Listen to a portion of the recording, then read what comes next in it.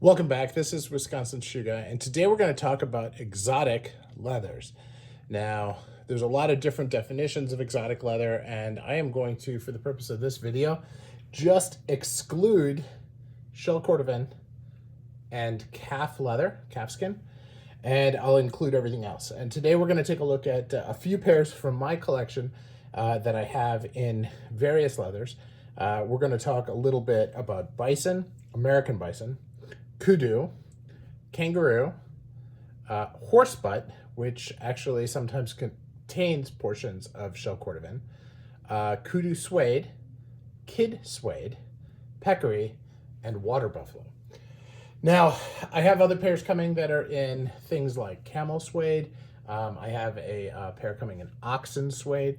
I also have some pigskin coming that is an adornment. I have a piece of elephant skin that's coming that's an adornment, which I think is going to be elephant suede. So some very, very cool things that you can do with pieces of exotic leather to embellish a shoe design. And we'll talk a little bit about options that can be today as well. So first, let's talk about bison. One of the reasons that I really love looking at other leather types is because I'm a fan of texture. And here you can see a pair of bison shoes. Now this is from Petra and Claymore. Pretty, very, very high-end bespoke shoe. And this is this is remote bespoke, but this is in American bison.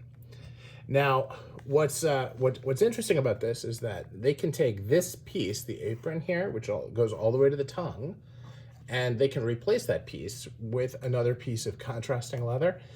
So you can have like a hippo with bison, or you could have this all in crust and then do a nice patina that leads into either a bison or a hippo or an elephant or crocodile, all kinds of different things that you can do. And this design helps you show that really well. Now this is a split-toed derby, but you would actually probably call this a split-toe blucher because there is no piece here on the side that goes to the back, which is the typical piece of a derby. Speaking of, here is another blucher.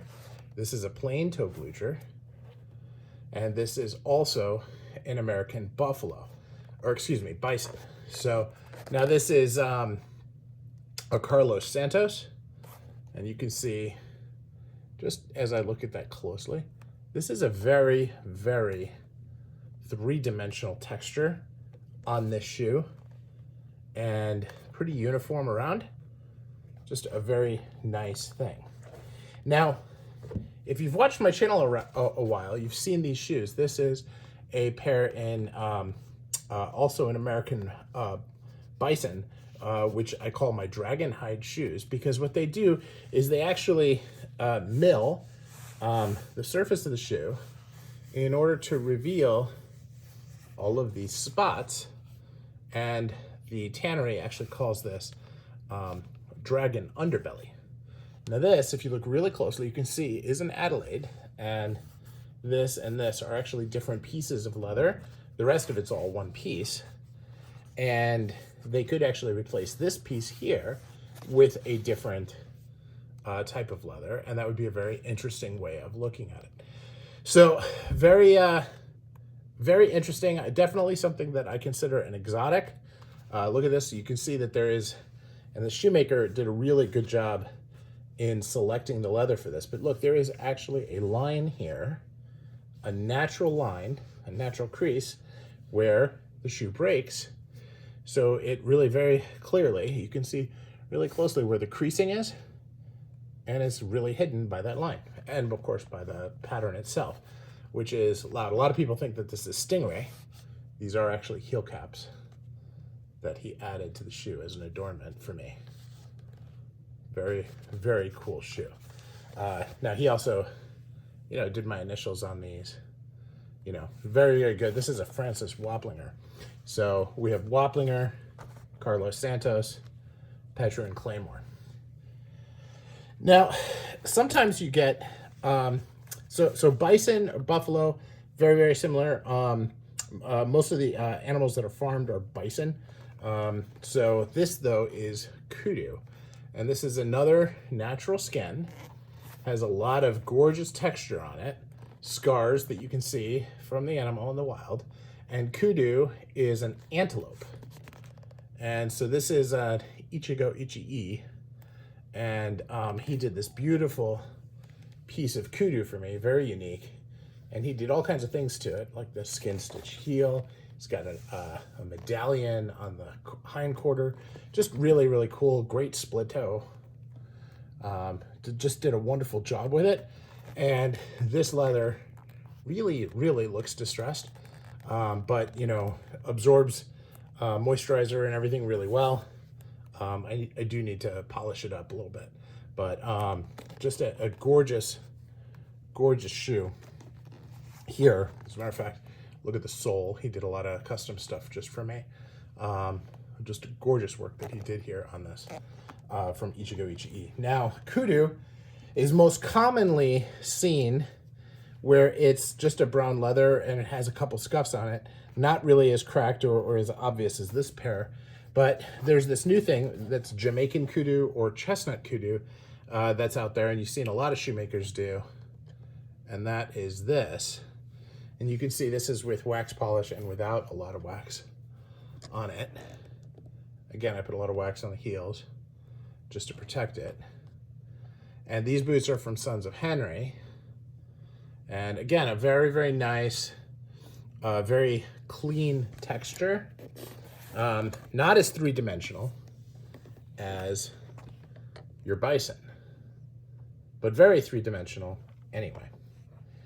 And then you can have this. Now there is a Peabody kudu, which is kind of what they call antique Peabody. And that is here, Mecariello does this on this pair. Now this is in a patina, so that's not the natural color or anything. But here you can see that on this shoe. Now he's got this paired with baby box calf at the toe facing and heel to really provide a very, very different and a beautiful contrasting look to these shoes. Now, Mecariello has his own details that he adds, which are all pretty fantastic. These are one of the most fantastic pairs of shoes I own. But this leather is, and this is called the Principess 2. It's a very gorgeous leather. Now, the Principess 2 doesn't mean that it has kudu. The kudu is a special MTO option that they have. You can get this in any leather that you like. And he has about 100 choices on his website. So those are kudu and bison. So now let's look at some smoother leathers that you're getting for reasons other than just texture. Now this is kangaroo.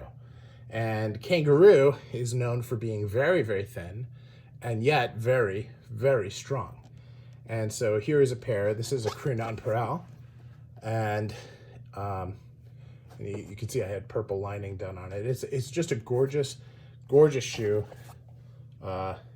And I'm starting to build the polish into more of a traditional patina, but not, you know, it's not there yet. Now, this pair here is in horsebutt. Now, horsebutt is part of the horse's rump. It's the hindquarters, but obviously horsebutt, right? But sometimes goes as thick as the cordovan layer, which is the membrane underneath the skin. And so they say that it includes pieces of cordovan. It doesn't have the same feel, texture, properties of cordovan, but it does have some. So if you actually treat it like cordovan, you can get some of the properties, but like you can't get scratches out, and it does not hold color quite the same way as shell cordovan does. So this is a pair from Meerman, which I always do as a first try. And then I have a really cool pair of horsebutt field boots coming from Flaming Panda, which I'm very excited about. Now, this pair is, I'm sorry, I got dog hair there. This is a kudu suede, and that suede, now this is actually the smooth leather, and then the suede on the outside. And the smooth leather is, you have to know that that's the smooth leather side in order to feel it. But it is just a gorgeous, it's a gorgeous suede, and here it's paired with your typical hatch grain. And you can see how that really goes together quite well as a suede. Now, this is peccary. Now, you can see a lot of people question whether this is true peccary or whether or not it's pigskin, and that is mostly because Macchiariello, when he does his peccary, sends it through a special tanning process to make it stronger, because most of the time peccary is not really fit for shoes. It's something that's used for gloves and would tear on shoes unless they put an extra layer on it. Now here's the sole. He does a really nice job with it. Now, Chao Torres made me a pair in local peccary. This is the Brazilian side, and he actually has an extra thick lining associated with this so that the peccary won't tear, which is sorry, I guess I kicked my thing there. So he did this. Now these shoes, a lot of people have commented on the construction. Now, he does cement the construction. He does the soles all at once, but he does a nice job with it.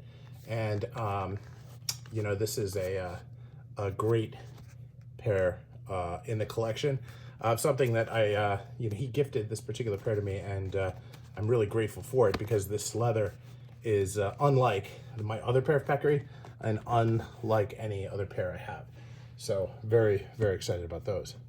Now, this is a St. Crispin's, and a lot of people have said that it looks really beat up, but this is a different kind of suede. This is a kid suede, or goat. And so, like cashmere, which is made with goat hair, it's very, very soft, has a very luxurious feel, and a very different look to it. Some people like it, some people hate it. Reminds me very much of denim, and like denim, just has that casual flair to it that I really like. Now, the last pair that I'm going to show today is Water Buffalo, and this is also from St. Crispin's, and you can see where it's similar to the Bison, okay, especially when you look on this side. But one of the things that's cool about St. Crispin's is, like they would with an alligator shoe, where they change the deepness of the texture depending on where it is on the shoe. They use a very fine part here, a very fine part on the outside, and then on the inside of the shoe is where they have this big kind of rough and tumble texture. So it's a nice look to the shoes. This, of course, has a 360 Norvegese stitch holding it together, and it's enormously thick sole, and it's just a great example of Water Buffalo and how it can be. Now, what's interesting is that St. Crispin's has this marked as Bison on their configure tool, or the letter is BIS. But when they quoted me, they said Water Buffalo. They actually posted this around the holidays on their website as well, my pair, and also referred to it as Water Buffalo. So I must not be losing my mind. It must actually be. Now, why did I do this? Why did I decide to take a look at these? I decided to do it because I'm investigating. Actually, I bought a pair of boots in moose, which are hopefully coming tomorrow. So you'll see an unboxing dropping here shortly. And then I also have an elephant facing going onto a pair of Adelaides that I also completed today. So exciting times, times to think about, different types of leather. As I said, I have camel suede and an oxen suede coming. So I thought it was a good time to kind of take stock, think about what's out there, and get your takes on what do you really consider to be, exotic leather. Now, I do have an alligator belt. I have a sharkskin wallet. I have others that I'm investigating to try to see how I like the leather before I spring for shoes in them. And I think that that's a good way of taking a look at it and see. And of course, I have a number of shell cordovan, but cordovan is much more available than many of these others. And while kudu is becoming more available, the others are certainly not as common. And so you really do have to kind of hunt and peck to try to find the leather that you like.